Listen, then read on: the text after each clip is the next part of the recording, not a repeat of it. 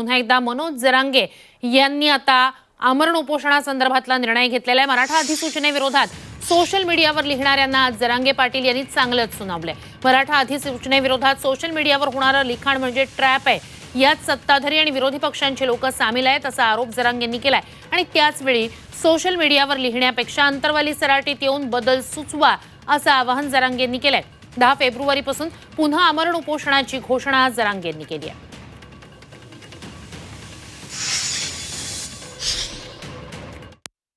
मग तुम्ही त्या उपकार नाही केला, आता जे दिलं ते पण माझा मराठा समाज करोडोच्या संख्येनं लढलाय तेव्हा तुम्ही दिले।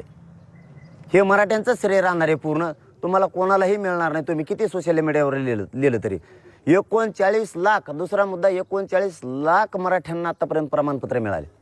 या आंदोलनाचं यश नाही का? कोण सोशल मीडियावर लिहितोय तो भंगार लिहितो, नुसता घरी झोपतो, कोणत्या तरी राजकारण्याचं ऐकतो, सुपारी घेतो। अमृत नोनी आर्थो प्लस ये एक प्रूवन फॉर्मूला है। इसमें मौजूद नोनी फल के गुण और आयुर्वेदिक जड़ी बूटियां शरीर को जरूरी पोषक तत्व देने के साथ साथ हड्डियों और जोड़ों के घिसने, उनमें होने वाले सूजन और दर्द को रोकने में मदद करता है। दर्द मुक्त जीवन के लिए अमृत नोनी आर्थो प्लस।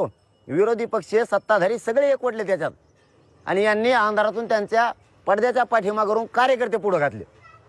ते जर ह्या 2-4 दिवसात गप्प बसले नाही, त्या कार्यकर्त्याच्या नावासह ह्यो कोणत्या पक्षाचा नेता आहे, विरोधी पक्षाचा आणि सत्ताधाऱ्यांचा, त्यांच्या पाठीमागचे जे मंत्री आहेत त्यांचे सुद्धा नाव घेणार आहेत आणि विरोधी पक्षातले जे आमदार आहेत, नेते, त्यांचे सुद्धा आम्ही नाव घेणार आहेत। तुम्ही म्हणतात ना सरकारचं ऐकलं नामकं केलं, जे कोण सोशल मीडियावर येतात ना ते अंतरवालीत येऊन बसा 10 तारखेला। तुम्हाला पाहिजे तसा कायदा बनवायचा नाही, महाराष्ट्रातल्या मराठ्यांच्या समोर सांगतो, आता फिरून बोलायचं नाही।